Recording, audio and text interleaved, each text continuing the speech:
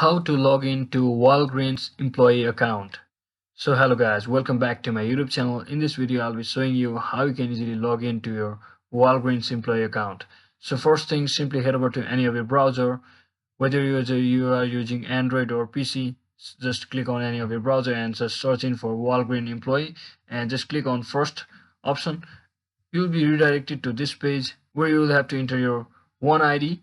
If you are a registered account, you can simply use your one ID over here and just enter your password and just click on sign on. If you have forgotten your password, you can also reset it by clicking this button over here, that is forget password, and it will send you a particular code to reset, link to reset your password via the email or registered mobile number. So once you do that, simply click on sign on button over here and you will be successfully registered with your official Walgreens employee account. So that is it for today guys. Hope this video was helpful. If it was, don't forget to like and subscribe to the channel. See you on the next one.